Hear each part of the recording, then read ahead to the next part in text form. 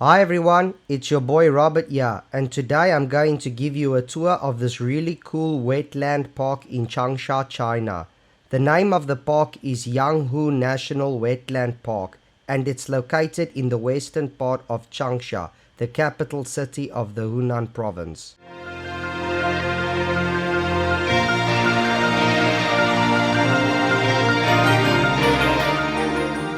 The park covers a total area of 480 hectares or 4.8 square kilometers. The park's construction started in 2019 and opened to the public on the 2nd of June 2021 with an initial investment of 170 million RMB or 24.5 million USD. The project was funded by the Changsha Forerunner Ocean Lake Construction and Investment Limited Company.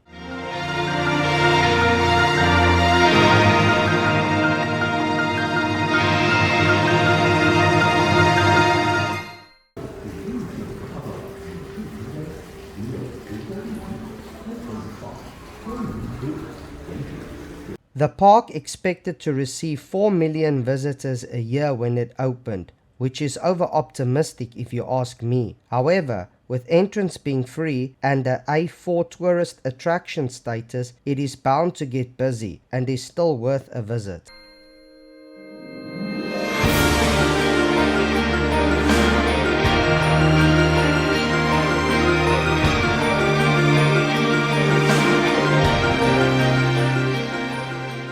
This is the museum that is located in the recreated old village. Now the thing is, there never was an ancient village here before, and all the artifacts in the museum are all contemporary art pieces. This means that they are of no historical significance whatsoever. Less popular tourist sites in China are often hyped up to be more than they really are, in hopes to attract people. They might explain the history of the country, province or city in the form of traditional contemporary scrolls, pictures or placards, so don't always expect too much.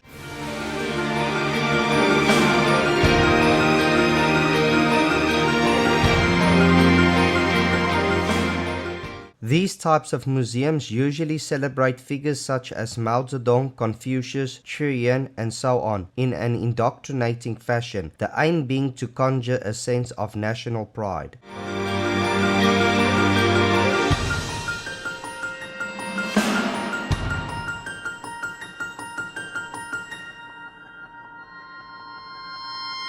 This is Yanghu Ecological New Town that I mentioned earlier on. So historically the area of the park was called Wagyuankao in ancient times. In 1951 the area was part of the Yanghu Township. In 1958 it was part of the Pingtang People's Commune of Wangcheng. In 1962 the name changed to Pingtang Commune of Pingtang District in Changsha County. Then in 1978 it became the territory of Wangcheng County. Lastly, in 2008 up until the present, Pingtang Town was assigned to the jurisdiction of Yelu District.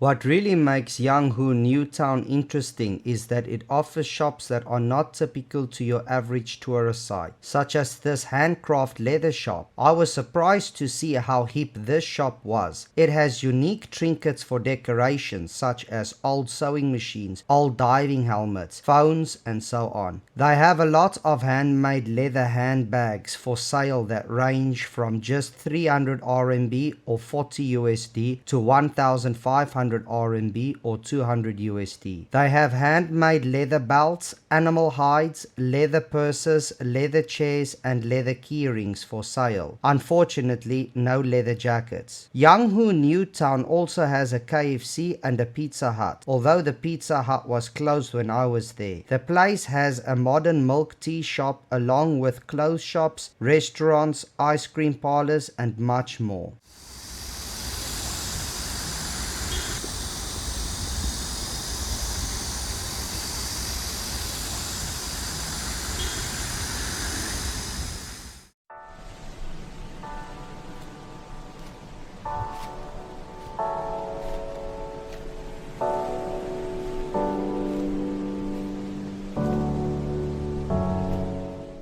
The whole wetland park lies adjacent to the Jinjiang River, close to the west bank of the Xiang River, with the Jinjiang River being a tributary to the Xiang River. Construction of the park started in July 2010 and the second phase of construction finished in 2014. The company decided to develop the park in 3 separate phases. The first phase would start in the center and would focus on water and biodiversity, which consists of subtropical insects and animals, including rare egret birds. The second phase covered 100 hectares, 30% of which is more water. The remaining part of the second phase included the Wetland Science Museum, Pagoda View Tower, amusement park, a wetland farming experience center, 2 bird watching houses, and a wetland plants demonstration area. The third phase of construction is still underway. On November the 8th, 2013, the park received 4A level tourist status by the China National Tourism Administration.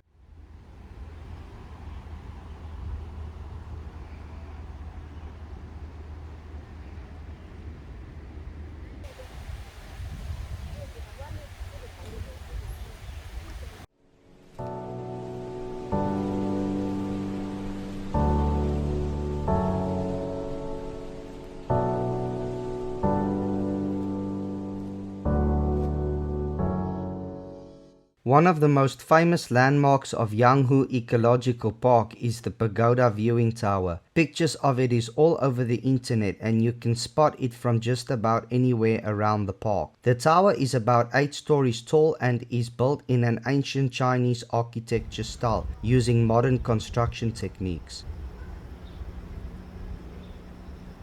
As you walk inside the tower, you realize how new and superficial the tower is. The main structure is built from solid concrete. The building is equipped with electricity and emergency evacuation lights. The tower also has its own modern fire emergency extinguishing system and its own functioning elevator. The view from the top of the tower is quite spectacular. On a side note, you'll notice a water sprayer or fountain in the middle of the lake. It is not for decorative purposes. Instead, they use them in large ponds and lakes to oxygenate the water for the fish and circulate the water to stop algae from growing.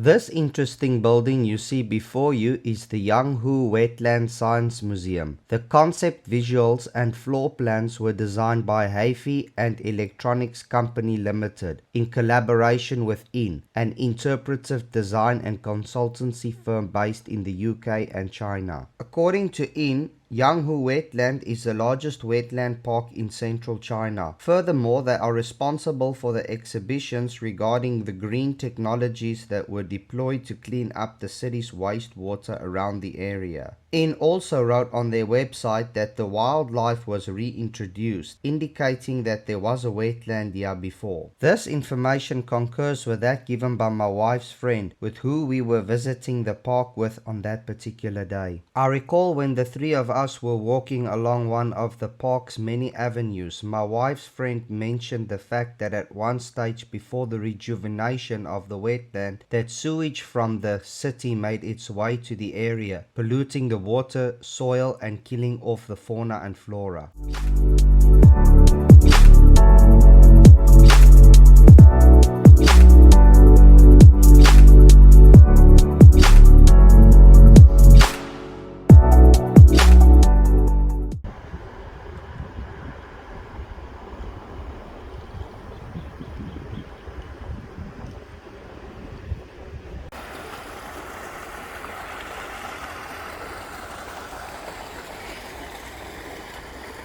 For myself, the activities you just saw on the roof and the architecture of the building was more interesting than the actual information displayed in the museum. This is because the information is just your typical why wetlands are important to the environment. Basically, in a nutshell, if the rainforests are the lungs of the earth, then wetlands are the kidneys or the liver. Wetlands basically need a water input and output, otherwise they would just be marshlands. Wetlands not only provides a sanctuary for plants and animals, but they also mitigate flooding. They also filter impurities from the water, much like a sieve, before releasing the clean fresh water.